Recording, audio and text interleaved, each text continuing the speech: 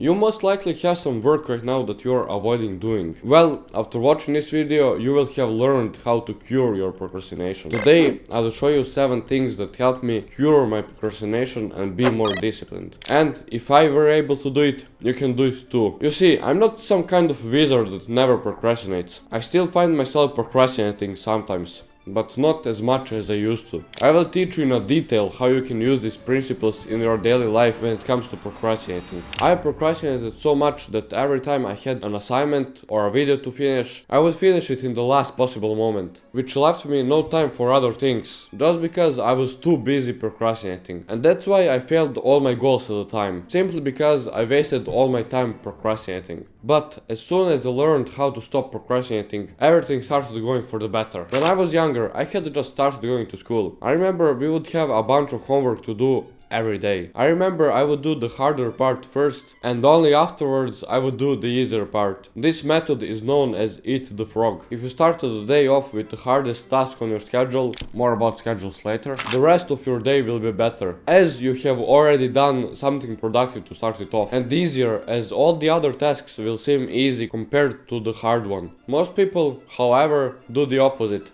and delay the most difficult task until the end of the day. They will keep pushing it off and off until the end of the day. In turn, their whole day ends up ruined just because they kept stressing about eating the frog. Imagine you have to go throughout the day just knowing that later you have to eat the frog.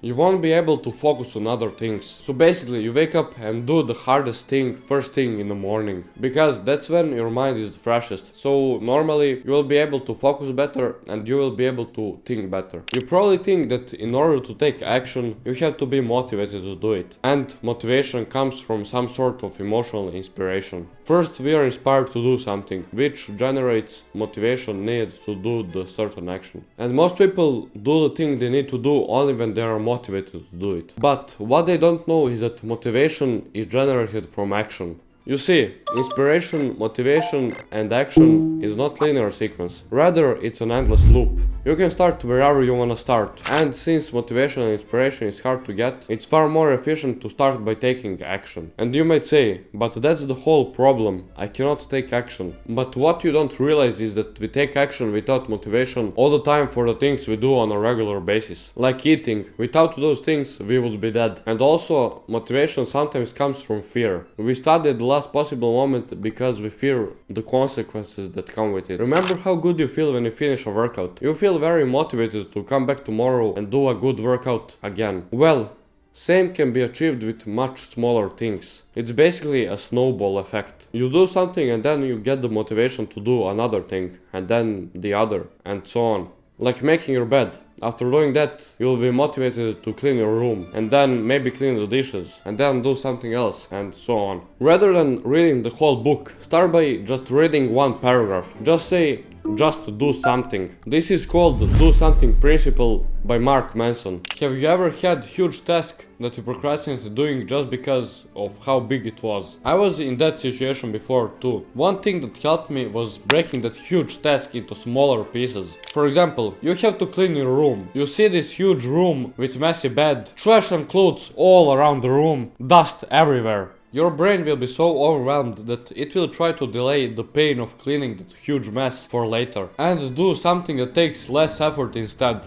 like scrolling Instagram or watching YouTube. But if you break that huge task into smaller pieces, it will seem much easier. Make a list. First, make your bed. Second, pick up the trash. Third, fold the clothes. Fourth, clean all the dust. When you see it like this, all of a sudden it seems much easier, doesn't it? Then you will go and make your bed. Now, after you've made your bed, you will look at it and you will see how much better it looks. You will get motivation to do the next task, and then the next, until you've completed all the tasks from the list. That took you what, like probably 15 to 30 minutes, and it wasn't so hard as it seemed at first. There's this quote about breaking huge tasks into multiple smaller tasks by Henry Ford, and he said, nothing is particularly hard if you break it down into small jobs. My mom always used to tell me, before I do anything, I need to make my environment clean. She also said how that way I'll be able to think better, and she was right. Every time my space is all cluttered, so is my mind. And every time my environment is clean, my mind is too. Some of you you might already know this, but there is an intimate connection between our psychology and our physiology. If we live in chaotic, disastrous physical environment, then you can only imagine how our mental state can be.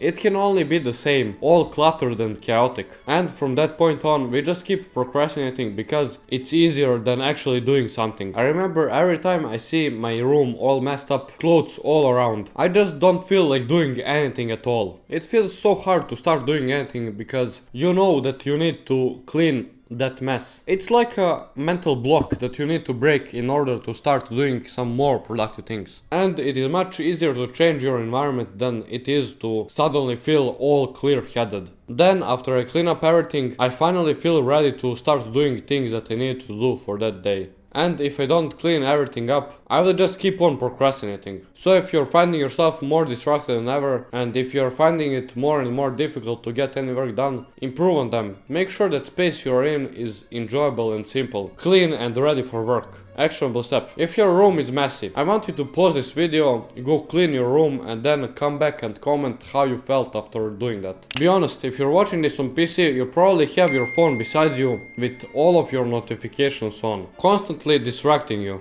Also, your Discord open with all of your friends spamming you to get on the game. And then you feel disappointment when you cannot do any work. No wonder you're distracted all the time. You need to make comfortable digital environment too. How are you going to focus if millions of scientists and engineers are literally fighting for your attention to spend time on their app? You're probably going to cope and say how you're not easily distracted and how one notification cannot make a difference. Trust me, one notification is enough to destroy your focus. One notification, then that turns into checking that notification and answering messages in group chat, and then that turns into scrolling on social media for 20 or 30 minutes. That's why you need to silence your notifications, turn on do not disturb on your phone, and just throw away your phone on the other side of your room. Then you will see how fast you will get into flow state. And in order to get into flow state, we need to get into deep focus. And deep focus and flow state are important when we are working on something that is important to us that requires deep focus for several hours. Let me ask you something.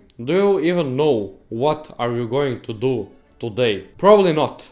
And that is a big problem. You live every day trying to think what are you going to do today. You never know what are you doing on a certain day. No wonder you procrastinate when you yourself don't know what are you going to do. This is one of the easiest yet most effective things you're going to learn in this video. This alone helped me so much, and it is to make a schedule for tomorrow before going to bed every night. Literally take 5 minutes before bed and write down everything you're going to do tomorrow. This way you won't have to waste your brain energy trying to think what you have to do for that day. What do you think? Why most of the successful people stick to strict daily routines or daily schedules, however you wanna call it? If you tell yourself you have to do something that day, you have to do it. How are you going to reach your goals if you're not working towards them every day? Scheduling takes you 5 minutes, but it saves you hours. And as we all know, time is more valuable than money. With that extra time, you can earn more. You can spend more time with people you love and respect. You can work more. You can do things that actually benefit you. I like this productivity technique the least, and it's called Pomodoro. Pomodoro is time management method developed by Francesco Cirillo. It uses kitchen timer to break work into intervals. You don't have to use kitchen timer. You can use timer on your phone, YouTube, Google, and so on. It usually goes like this: 25 minutes of work, then 5 minutes of rest. Then repeat 4 times, and then one longer break of 30 minutes. I depend on this method when nothing else works for me. But why do I like this method the least? Because when you finally get into flow state, it will get you right out of it. You will get focused and then ding, 5 minutes of break to do whatever. Then you need to focus again until you fall into flow state again, and so on. But this doesn't mean that this method won't work for you. And don't get me wrong, just because I don't like this method, it doesn't mean it's bad. Pomodoro is mainly used by students, since Francesco was a student himself when he invented this technique. I've used it a few times when I was studying something for school, and honestly it works great. I've also used it for some things that require full focus for a few hours, and personally I don't really like it that much. But if I don't like it, it doesn't mean that you won't. I would highly recommend you to try this method too, considering you watched this video until the end. I'm pretty sure this video where I talk about how you can actually reach your goals will be perfect for you. Click here to watch it.